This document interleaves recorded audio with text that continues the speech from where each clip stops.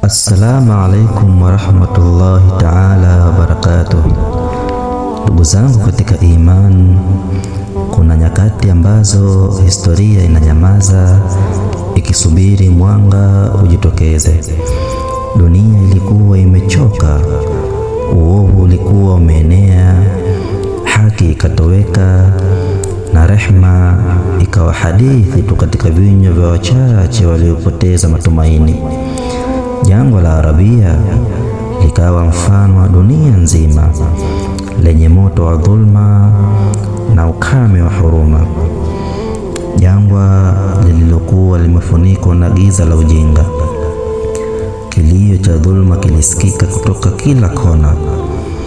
Watu walikuwa wamechoka, wanawake wa kudhulumiwa, yatima wakisahauliwa, maskini wakichekwa na wanyonge nao wakinyanyaswa. Zilikuwa ni zama za mwenye nguvu mpishe. Dunia ilikuwa ikilia kimya kimya, ikiomba nuru, rehma na uongozi. Hatimaye, katikati ya usiku mtulivu, upepo wa rehma ukavuma, anga likang'aa kwa nyota mpya na ulimwengu ukapumua kwa mara ya kwanza baada ya karne za giza.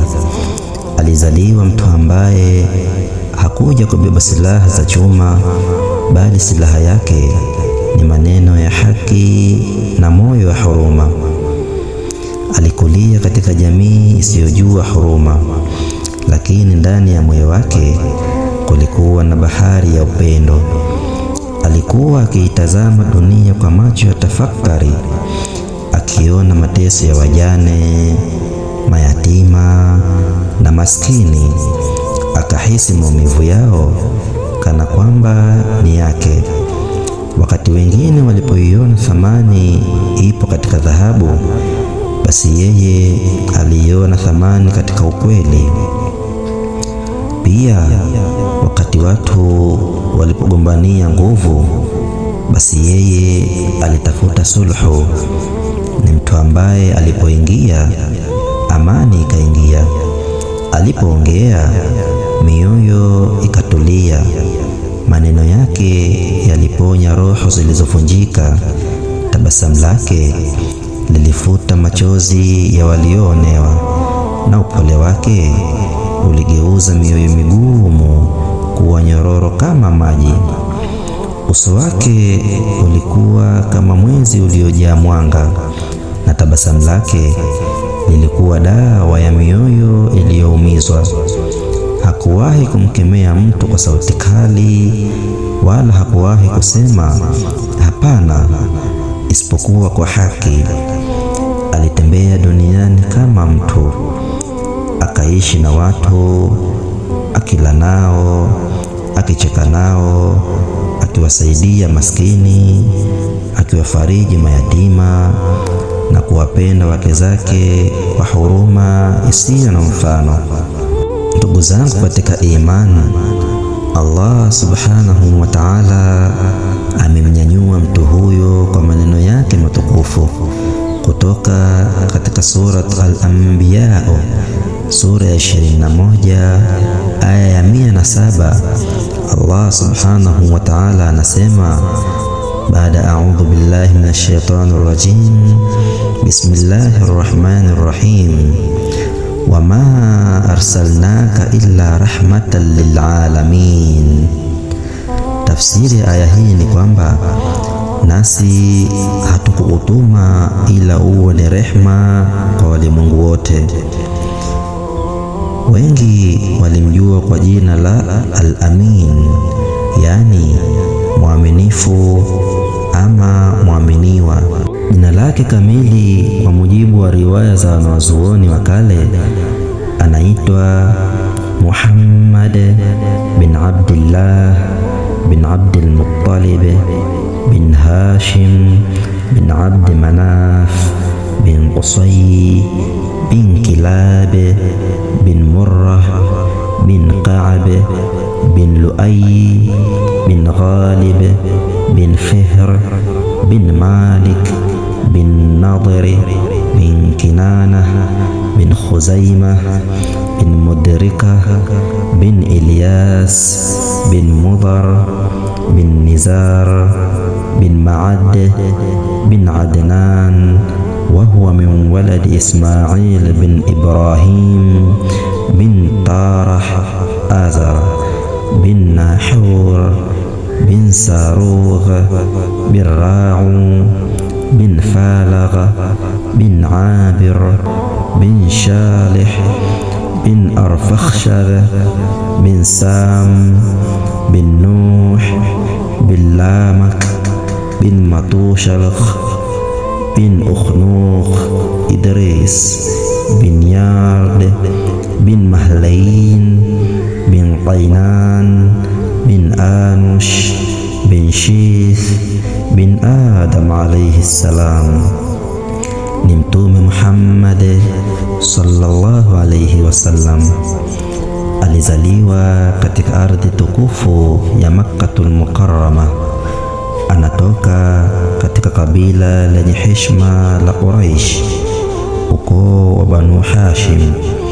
Yeye ni mjumbe wa mwisho, Imamul Anbiya, rehma kwa walimwengu na mwalimu wa upendo na uadilifu. Mtume sallallahu alayhi wasallam alikuwa na sura nzuri na tabia njema. Hakuwa mkali wala hakulipiza kisasi binafsi. Hadithi iliyopokelewa na Muslim inasema, an Aisha radhiyallahu anha qalat, kutoka kwa mama Aisha radhiyallahu anha amesema, kana khuluquhu alquran, tabia ya Mtume sallallahu alayhi wasallam ilikuwa ni Qur'an, yani kila jambo lililoamrishwa na Qur'an alilifanya, na kila lililokatazwa na Qur'an basi alikatazika nalo na kuliacha. Pia mtume wetu sallallahu alayhi wasallam hakuwa mkali wala mtu wa matusi. Imepokewa hadithi kwamba an Anas bin Malik radhiyallahu anhu, kutoka kwa Anas radhiyallahu anhu amesema, ma kana an-nabiy sallallahu alayhi wasallam sababa, Mtume sallallahu alayhi wasallam hakuwa mtu wa matusi wala fahishan wala wa maneno machafu wala la'anan wala hakuwa mtu wa kulani. Kana yaqulu inda al-ma'tabati, alipokasirika alikuwa akisema kwa upole, ma lahu, ana nini huyu? Tariba jabinuhu, ashikwa na udongo usoni mwake, yani aonywe tu. Rawahu Bukhari. Ndugu zangu, hadithi hii inatufunza uadilifu na upole ni sifa ya kweli ya uongozi. Mtume sallallahu alayhi wasallam alizaliwa yatima. Baba yake Abdullah alifariki baada ya kusafiri kuelekea Sham ama Syria kwa safari za kibiashara. Aliporudi akaugua njiani na akapumzika Yathrib ama Madina kwa jamaa zake wa Banu Ade bin An-Najjar. Huko ndiko alifariki dunia Abdullah akiwa kijana mdogo. Wanahistoria wengi wanasema Abdullah alifariki akiwa na umri takriban miaka 25 tu. Wengine wanasema miaka 28, lakini wote wanakubaliana kuwa alifariki akiwa kijana. Mtume Muhammad sallallahu alayhi wasallam bado akiwa tumboni mwa mama yake, yaani baba yake alifariki miezi 6 takriban kabla ya kuzaliwa kwake.